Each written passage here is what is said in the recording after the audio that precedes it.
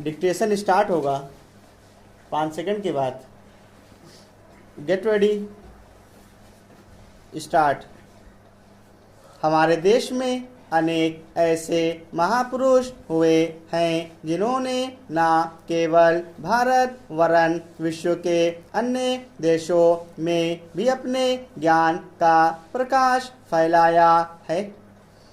आचार्य दीपंकर श्रीज्ञान उनमें से एक हैं।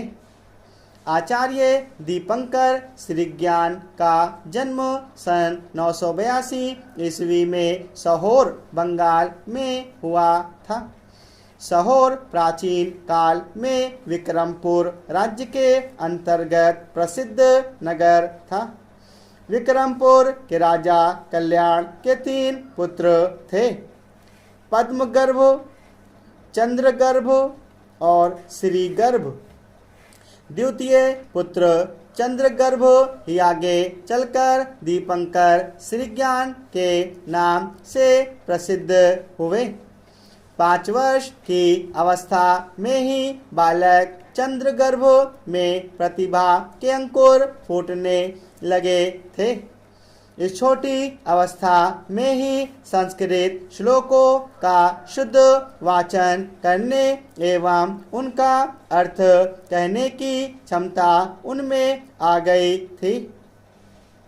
राजकुमार चंद्रगर्भ में बचपन से ही सांसारिक वैभव के प्रति कोई लगाव नहीं था।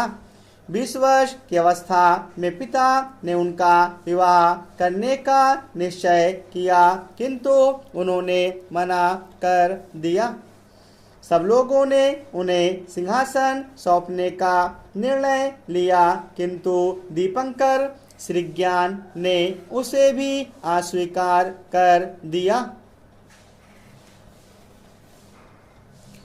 29 वर्ष की अवस्था तक कुमार चंद्रगर्भ ने अनेक सिद्ध महात्माओं के साथ रहकर व्याकरण, तर्कशास्त्र, ज्योतिष, चिकित्सा एवं बौद्ध दर्शन का गहन अध्ययन किया।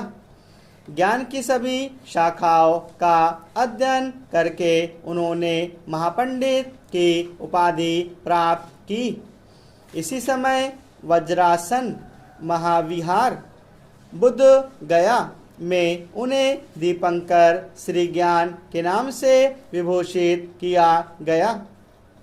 बुद्ध मत के अंतर्गत दीपंकर का नाम बड़े आदर से लिया जाता है। महात्मा बुद्ध भी इसी नाम से जाने जाते थे।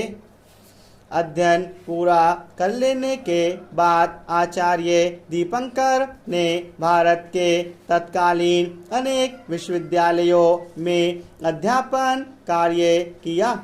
जिन दिनों ये विक्रमशिला में महापंडित के पद पर कार्य कर रहे थे, उन्हीं दिनों तिब्बत के महाराजा की आज्ञा से नगछो लोचापा नामक एक व्यक्ति दीपंकर को अपने देश तिब्बत ले जाने के लिए आया।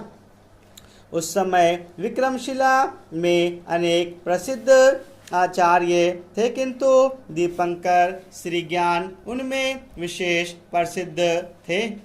वे एक महान आचार्य तो थे ही, उसमें कई अन्य गुण भी विद्यमान थे। शिष्यों के प्रति उनमें अपार स्नेह और मानव सेवा की प्रगाढ़ भावना थी। विक्रमशिला विश्वविद्यालय के छात्र उनकी अमृत तुल्य वाणी से विशेष प्रभावित थे।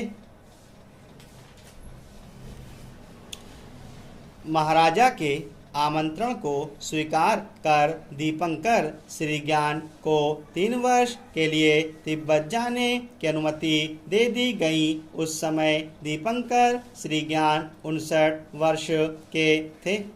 वे नेपाल होते हुए डबरी नामक स्थान पर पहुँचे। यहाँ वे 3 वर्ष तक रहे। वहीं पर उन्होंने अनेक पांडित्यपूर्ण रचनाएं की। बोधिपथ, प्रदीप ग्रंथ, की रचना यहीं की गई थी। उसके बाद वे भारत वापस आना चाहते थे, किंतु नेपाल की सीमा पर लड़ाई छिड़ जाने के कारण वे अपने देश नहीं लौट सके। इसी समय उन्हें केंद्रीय तिब्बत में आने के लिए आमंत्रित किया गया। इस क्षेत्र में वे कई वर्षों तक बौद्ध मत का प्रचार प्रसार करते रहे। तिब्बत में यह बौद्ध मत के नव जागरण का काल था।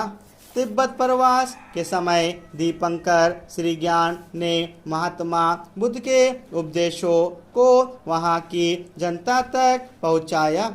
उन्होंने बौद्ध मत से संबंधित अनेक ग्रंथों की रचना एवं अनुवाद किए। स्टॉप।